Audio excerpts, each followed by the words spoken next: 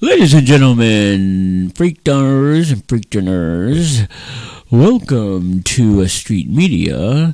You are watching the Triple Radio Show, an alternative means of psychedelic masturbation, here live and direct in Brooklyn, New York. Go up a few blocks. Queens, New York. Yeah, a few blocks down, you're in Queens. But anyway, how are you doing? Welcome, happy Sunday for all you party people out there. It's your boy Willie K, and I'm the one and only one that loves playing with his butt because I got butt itch all day. Because according to Genergy, I don't know how to wash my butt properly. But what does she know? You just need a bidet. Yeah, I probably need a bidet. I was going to get one. In case you cats don't know what a bidet is, you generation cats, that's where the water splashes up after you use the bathroom. It doesn't splash or up. shit. It comes out of a nice clean hose. Yeah, and it's aimed with precision. Yeah, and so it splashes up until you're behind, so you don't have to really wipe. Right. Right. So it's something that prevents you from wiping. But Well, it saves water. Well, yeah, water. But I'm one of them old school cats. I gotta wipe my butt. It's an American thing. Well, Yeah, well, you never had a black parent when they tell you, you wipe your ass, wash your ass, that's so it goes with the territory. I used to go in the shower. That whole ritual. We still do the ritual.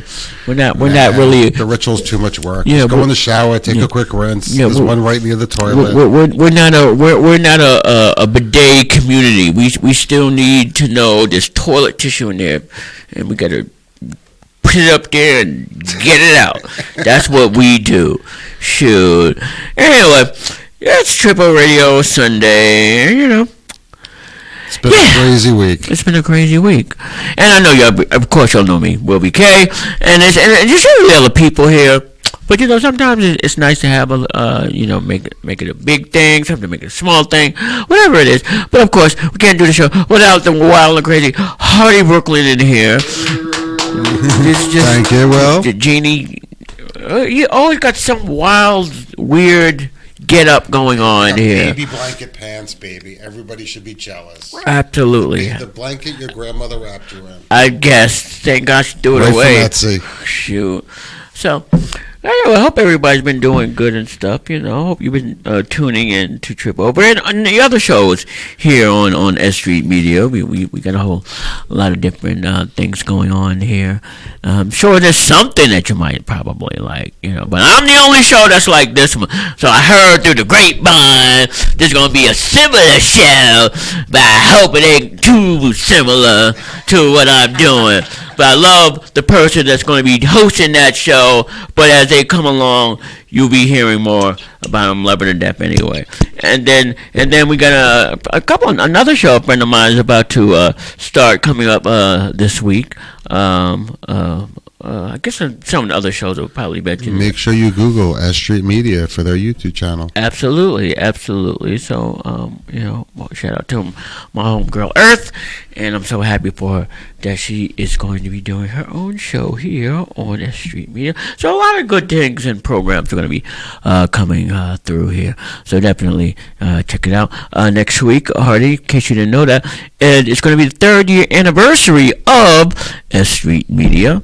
So if you get an opportunity, definitely once again come to the station, tune into the station. And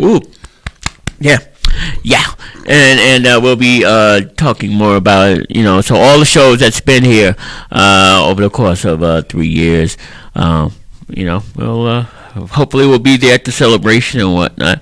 I'm one of the first shows on S.STREET Media. I don't know if I am the first, but I'm one of the first. So I've been rocking with these cats for a minute, and I've been rocking with him prior to here.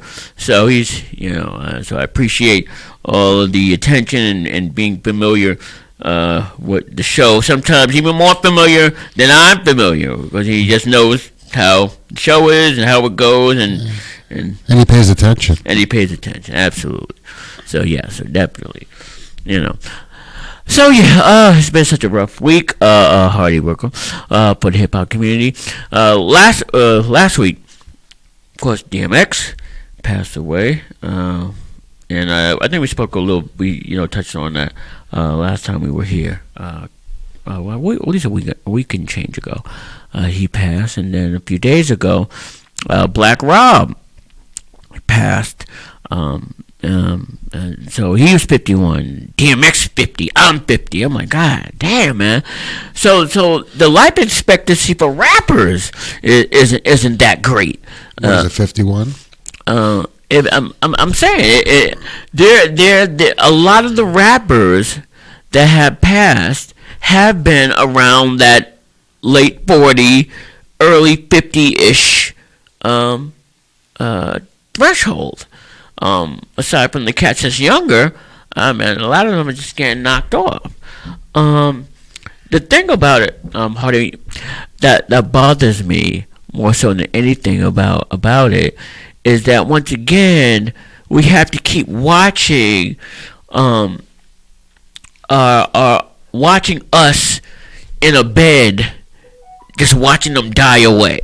Whether it's DMX, whether it's Black Rob, whether it's Eazy-E, or whomever, we just have to keep watching them die away. And it's like no one has proper health insurance.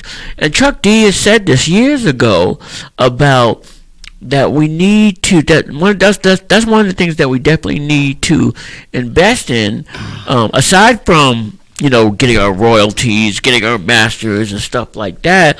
That is another thing that we definitely need to invest in, whether that's a contribution from the record company or one of the mediums, whether it's Spotify. So hold on. It doesn't need to be a contribution from corporate America. Health insurance is a human right. Everywhere else in the world, health insurance is part of being a citizen of that country. It's included in your package. What package is that? If you live in Canada, what comes with being a citizen? Well, that's in Canada. But it's the United States. How about Morocco? That's Morocco. That's not the United States. But you're talking about how about places, Guatemala? All these places you're mentioning does not include United States. Right, everyone has their own. We need to work on changing the system so that it's more like the rest of the world and have universal health care.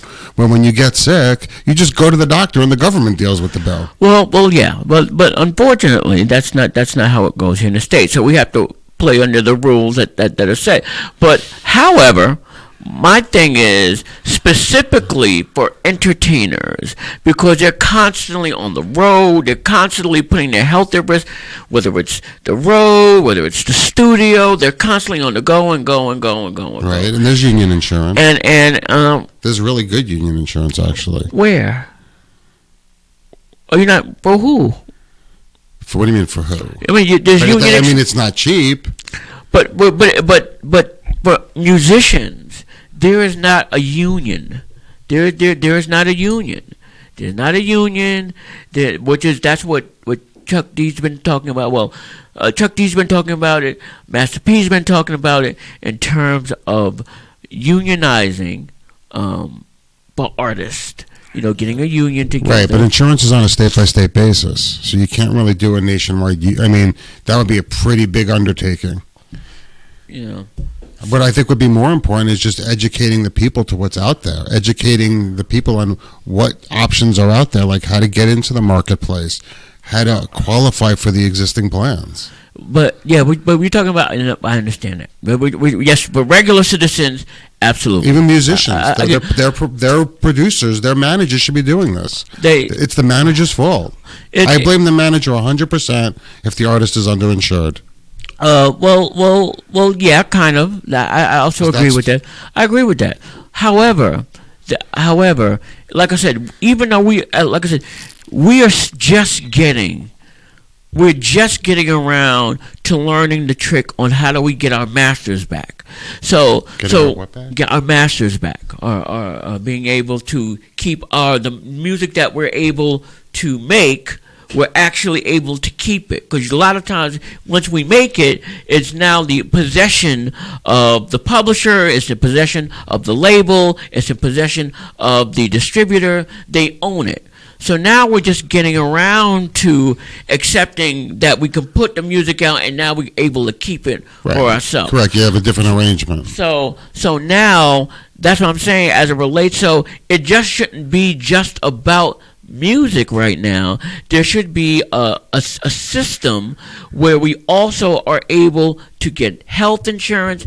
We're able to get other protections, other protections, where we don't have to just keep watching artists just be on their deathbed, especially more so us. Because I don't remember the last white artist I've seen in some deathbed. Well, and like I think a lot of that comes with educating the system. I mean, New York State, and I can't speak for every state, but New York State has done a really good job of putting a hotline and a marketplace into place where the manager would basically fill out a 10-question form and be done with it. But people don't, like, I talk to white people that don't know about it. Hardy, I think what you're missing out on is the simplicity. You have this thing where you look at certain things and you look at the simplicity of it, and I guess in a different type of realm of sense, you're absolutely right. However, it's not like that for a lot of other people, that same level of... I agree, because right now you have a society that keeps that information away from those people. So you're not... Certain people are not getting the information to understand the way the system works. And it's inherently designed that way. So no matter what you do, like in New York State, when you buy health insurance, you don't live in New York, so you don't know. When you buy health insurance in New York State, you have to go to the marketplace. I'm from New York State. So you have to go to what's called an insurance marketplace. Whether you work for a company, whether you're independent, it doesn't matter what you want. But the education on how to use that marketplace has reached such a little amount of people that it's disgusting. Yeah, but Hardy, it's once again, you're looking at it from the simplicity of how it goes. It's not like that simplicity the way that you're laying it out. How it is. White man doesn't want black man to have insurance, so he doesn't tell him how to get it. No, that's not. No. Right? It's not so much. It's not so much. People are aware of health insurance. Correct. And they're aware of it. It's not that. And I'm sure they're aware of the marketplace and stuff like that. But the thing about it is that a lot of our entertainers and artists don't have that type of luxury in terms of making the time out to go ahead and doing that. But that's why job. That's why there needs to be a particular type of, like, someone should be able to link up with one of these health insurances, whether it's Aetna, Cigna, Fidelis. Somebody needs to go ahead and try to establish a relationship where entertainers can just go ahead and directly deal with that medical insurance, and then they have something separate from what the public has. Why do they need something different than the public? Because they're not any different. They're just a person. Well, no, they need to have. I'm not. How their rates could be different, but it's just something. But their rates aren't different. Health insurance rates are set by geographic zip code and demographic makeup. Because they should have. I'm not saying they should have their own. A system for them, just for them, where they pay, based on whatever rate is, whatever the negotiated rate is for them, and just like it would be for regular people, but they should just have something primarily for entertainers. They do. It's called the Freelancers Union. They will help you negotiate that.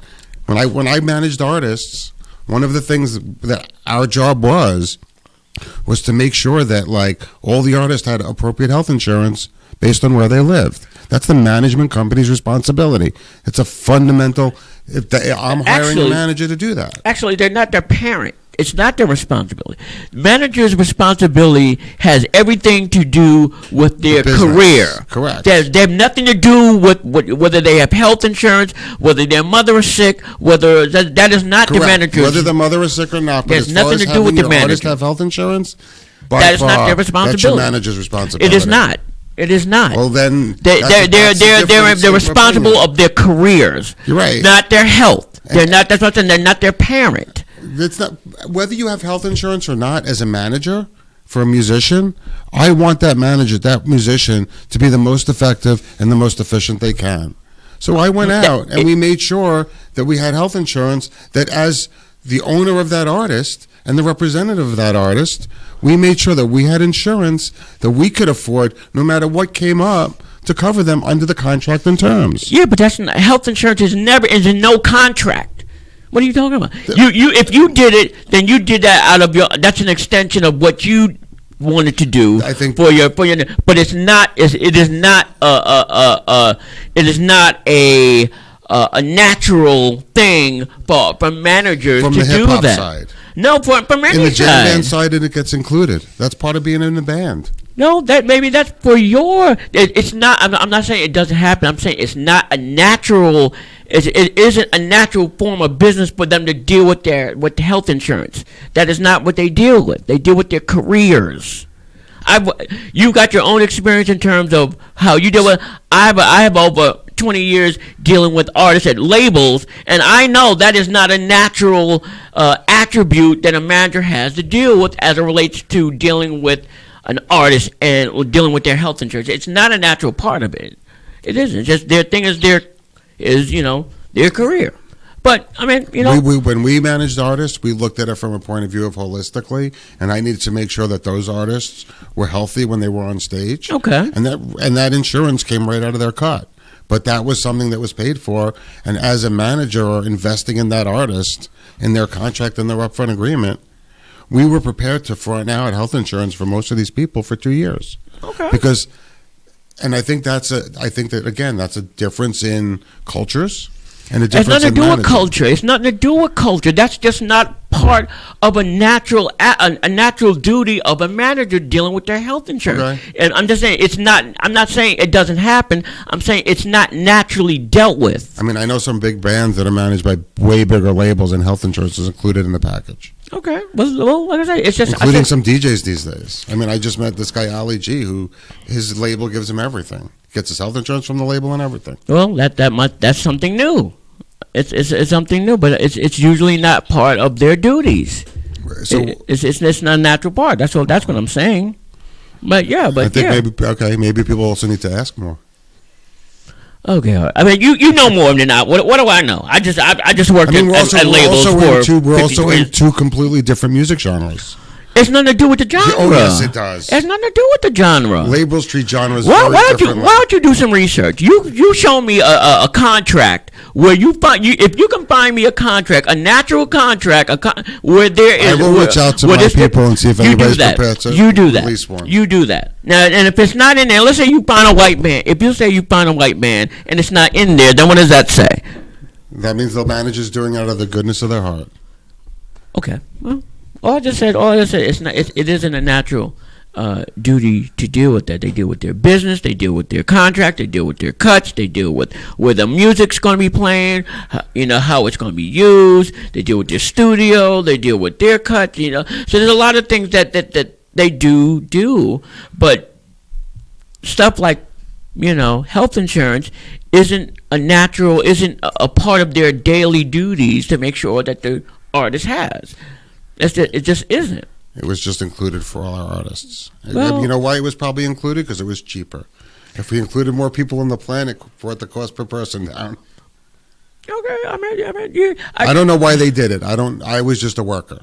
I wasn't an owner. I was just managing the band, and went on my way with them. Went on the road. Absolutely, but but it would be nice if their duties do extend outside of music. Sure, that's great. But it's like I said, it's just not a natural attribute of their duties to deal with that for artists. That and it just isn't.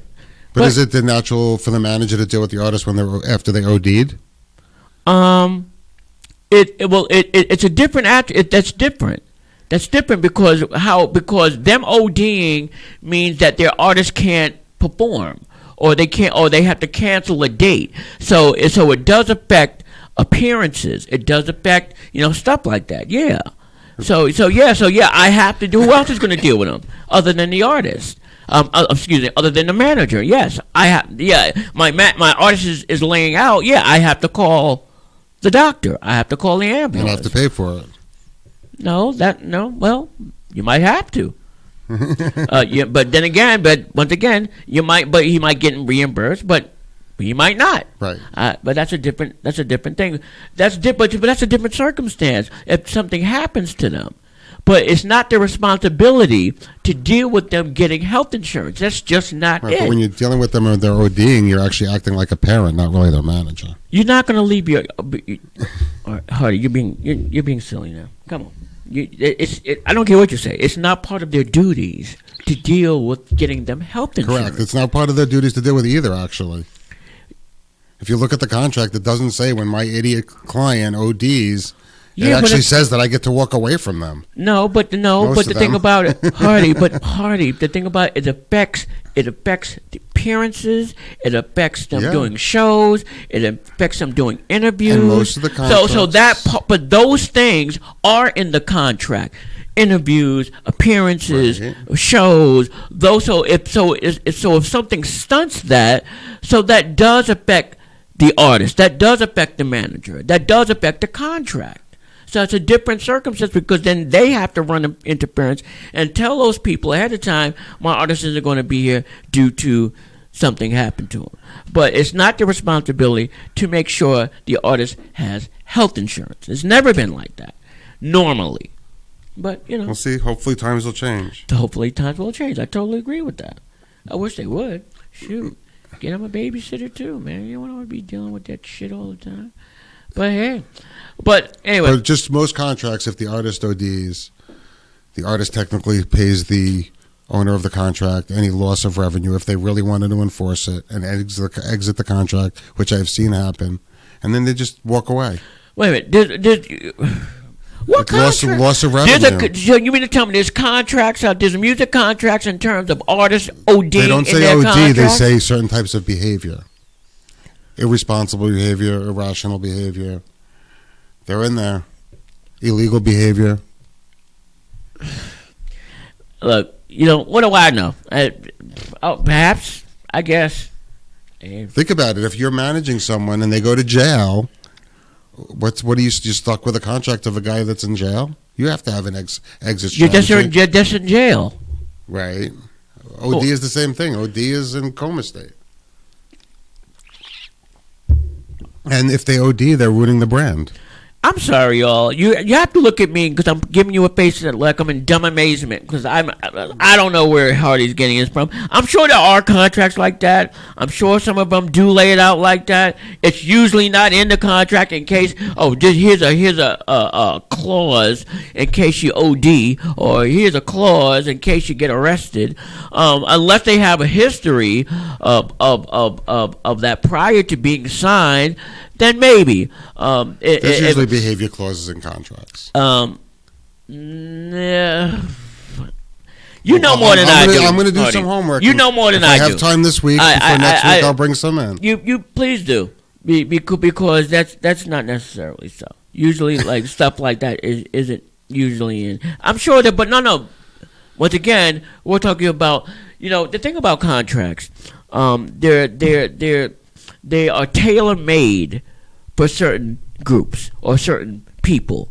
Usually, if they're going with a standardized contract, it pretty much lays it out in terms of what's expected, what you could do, when it's going out, stuff like that. There are stipulations in contracts in terms of if you don't if you miss shows or stuff like that. But hey. But man, what do I know? But health insurance, that's not usually in any particular contract that I know that where that the manager is responsible for getting another adult's health insurance. That's usually not in a contract, and I guarantee that is not part of a natural contract. That's. I'm not saying it's not done, but it's usually not a natural part of the interaction between the parties. That's all. But I'm sure but Roxanne Yeah, Shante. they've actually in 1921, almost all music industry contracts added a morals clause. 1921. There was a morals clause added to contracts to allow management and other people to get out. Okay, 1921. And and we're in 2021. And it's been consistent since then, according to South by Southwest article. Really? Yep. Well, it said, and they said, please read that particular part, Hardy. Hold on. Since you sent it. Are you gonna make me download it and read the whole thing? Well, no, I don't want to read the whole thing, but it's. I'm not talking about a morals clause. We're not. What does that have to do with health insurance? We will go. I was when you were talking about health insurance. I was still talking about like ODing and handling of your artist. That one be under a moral clause. Yes, it is. Abuse of alcohol, abuse of drugs is under the morals clause. Is it? Yes, it is. Is it? Oh, please allow me to retort. Drinking and bootleg alcohol are hardly been used to be, managers have used that moralities clause to get out of contracts when artists have drink bootleg alcohol on stage. Bootleg. Once again, what year are you looking at? You're looking at a contract from. And somebody actually used it. Some manager used it at South by Southwest in 2018. Bootleg. So where an artist was improperly behaving on stage with the standards of the management company's agreement with the artist, and they terminated the agreement and charged back the artist all expenses for the trip. Okay, so you're talking about behavior. You're talking about behavior, right. But behavior. But we're still. ODing is still behavior. Yeah. Well, not necessarily. That's a condition. That's not necessarily behavior. I don't know if that's behavior. It's more of a condition.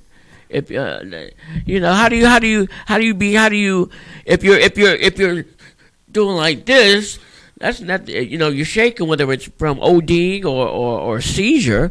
That's not behavior. That's a condition. Well, seizure is different than ODing. If you pass out on stage. Whether it's if you pass out on stage, are you saying that's behavior? It depends on what you pass out from. So you sound right. Let's say you've been drinking, and you pass out on stage. That's behavior. That's considered improper, immoral behavior.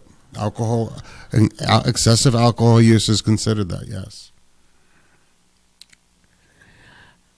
There's nothing wrong with your radio spokes. It's just Hardy Brooklyn telling you all he knows about the music industry.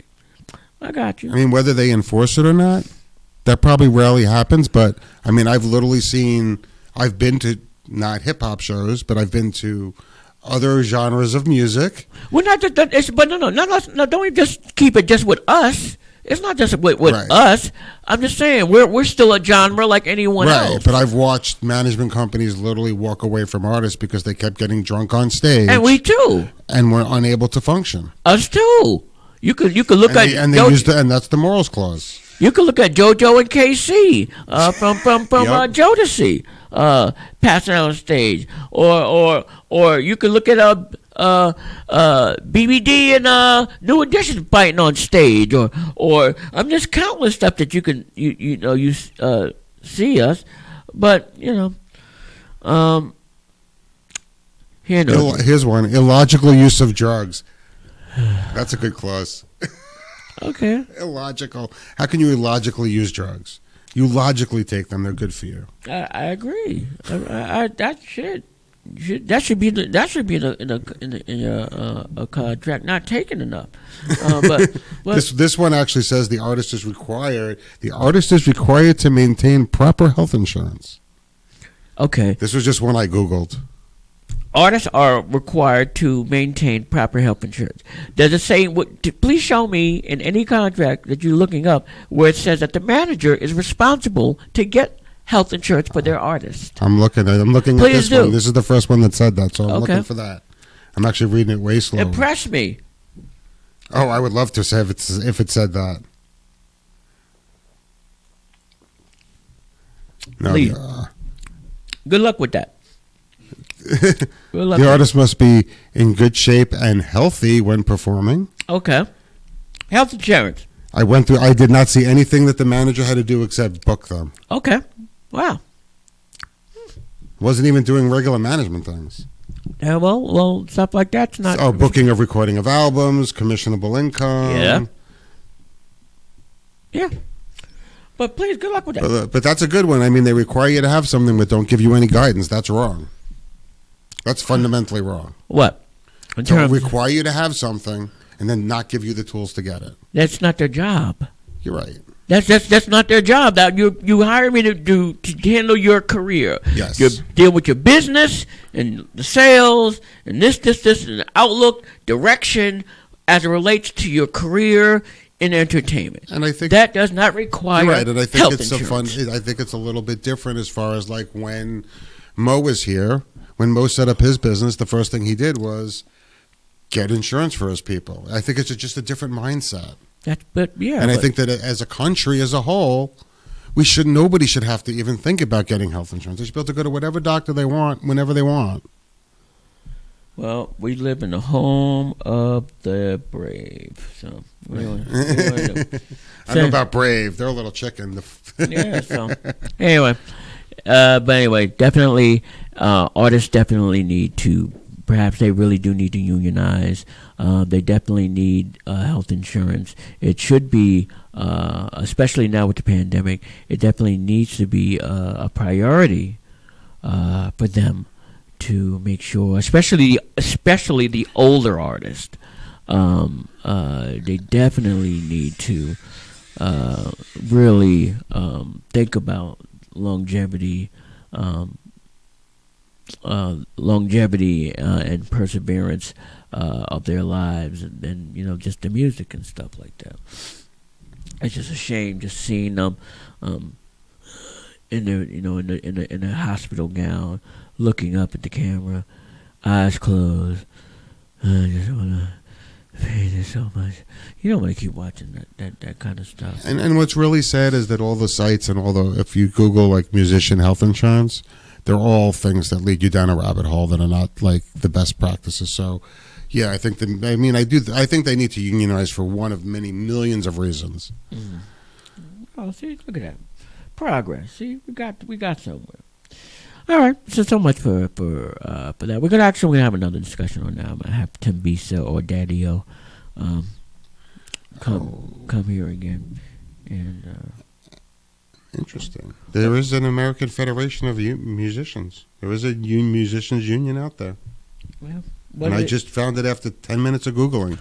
If you really want to spend the time, you can find out. I'm sure there's, but one. but apparently it does whatever it is that they do provide in terms of a union.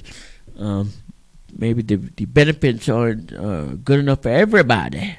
But I don't know. I don't know if it's indie artists. Well, I mean, you have to remember that right now in the United States, for a union to provide benefits of health insurance, it's a lot. I mean, just be passionate with them. It's a lot of work because every single state is completely different. Mm-hmm. There's no consistency from state to state.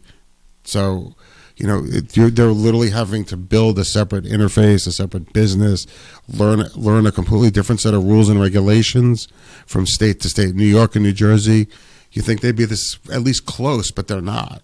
They're so far apart on their health care options.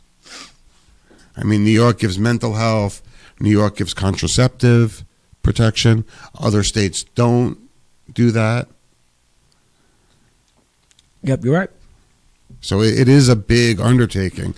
I mean, I wish the best to whoever does it. Good luck to you, but it's never. But the health insurance has never really been championed as it relates to artists.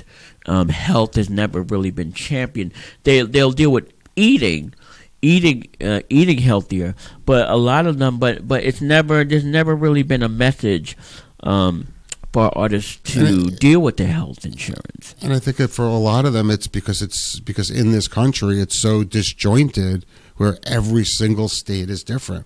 Like all my friends that are artists in New York have learned how to work the system and are on Medicaid.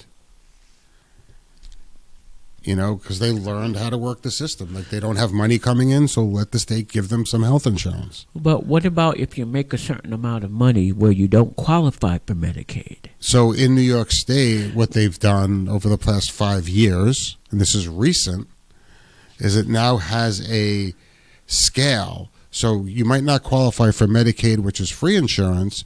You will qualify for a different tier. We're going back to the simplicity that you were talking about earlier with the you still have to fill out the marketplace. same form. With the marketplace, I get that, and the thing about with the marketplace is still new, but all right.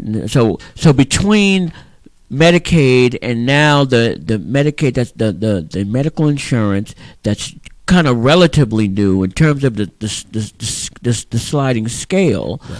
What do you do? What were artists supposed to do during the time when, before this new insurance came out in Medicaid, where they don't qualify in Medicaid? What were they supposed to do during that time? Do what I did. Didn't have insurance. Exactly. So that's why I'm saying that I think for entertainers, that someone needs to really think about that, linking up with one of these health insurances and providing a certain type of coverage just for them. Right. I'm not saying it should be less than what we're paying. I'm not saying it should be more, but something different where at least they know there's a centralized place where they can go, and I'm an artist, I need some medical insurance. And they need to go to a broker, an insurance broker. And ultimately, the best case scenario would be that the union or the organization that is there for musicians, whether they're hip-hop, whether they're country, whether they're Western, whether they're jam band, whether they're jazz, blues, or whatever, they should be able to go in and get health insurance. And I think the one problem is that when you start doing that, you're going to have like the jazz guys and the classical people who don't drink, supposedly, don't do drugs, supposedly, don't do anything, and they're supposed to be these clean people, are like, why should I pay for the jam band and the hip-hop partiers in my health insurance when, in fact, all that is a perception, because your health insurance rates are literally set based on your age and a couple of other factors and your zip code. It doesn't matter whether you are a musician that does more drugs. You're going to pay the same rate if you're a musician that does a million drugs as a guy that's in the building next to you that doesn't do any drugs, that works for UPS and has a 9-to-5 job. It's the same rate. It's just a matter of, we need to put a system in place to make it easy for the musicians to get that. That I agree with. I don't think the genre has anything to do with if you're a jazz person and there's no supposed to be you drink less or you do less. All the jazz people I've met are really snobby lately. So at least during the pandemic, they're sitting in the park all alone. And like, I mean, yeah, because they're publicly. That's what they're doing publicly. Yeah, they're sitting in the park and whatnot. But you don't know what they're doing. I hope they're doing hallucinogens. That's all I can tell you. Yeah. I hope they're dropping acid before every show. Yeah, it would be nice, but no. But I doubt jazz people do that. But you know, but come on, think about all the riffs they play. Hey, but what do I know? Shit. Anyway, also, so something else that we were talking about earlier about Cardi B and Megan Thee Stallion. Come to find out that, as per the Jasmine brand, the FCC received over 1,000 complaints of their performance at the Grammys of WAP. So I feel that the FCC needs a new policy. When you complain about something stupid like this, you lose your right to watch TV. Well, I mean, I wouldn't say it's stupid. I mean, it really? It was a little risque. Okay. Did you see it? No, I did not. But look at that. So but from what I've heard from my friends, it was pretty G-rated. Yeah, but you have to see it. You can't you can't say based on something someone else saw. From what they said, that's what they said. But my mom didn't complain about it, and she complains about everything. Did she see their performance? Yes, she said she did. She said she did. She said Hardy. I saw your mother said Hardy. I seen Cardi B and Megan Thee Stallion. I don't know what they're talking. What all this fuss is. You got to see it. It's. I mean, you have to kind of really see it. It's. You know what the thing about it is. It's generational. Because when I was pushing records when I was 20, it's no big deal to me. But I'm 50 now, and then you can kind of see it, it's like, well, I can kind of see what they mean, and because the thing, today's youth are so impressionable. I don't, I mean, as from a standpoint of someone that worked music, I get it. But I guess when you're dealing with impressionable people, and they're so more advanced than what they were before, then it can be questionable. It could be questionable. Would I complain? No. I won't complain. I don't have any children, so I necessarily won't complain. I'm not mad at people complaining, but hey, to each their own, I guess. But damn, over 1,000 complaints about it. That's nuts. And whatnot. Right, but just remember, we as society, we live by a set of rules that were set up over 100 years ago, right, by people that were nowhere near as smart as us, mm-hmm. and we haven't adapted those rules to change. So what are we doing? What are we doing? I don't know. Anyway, we're gonna take a break. I need a couple of bites of my rice. Anyway, it's a Triple Radio Show on alternative means of psychedelic masturbation with your boy Will BK, Holly Brooklyn here on S Street Media. We'll be right back in a few minutes, party people. Don't go too far.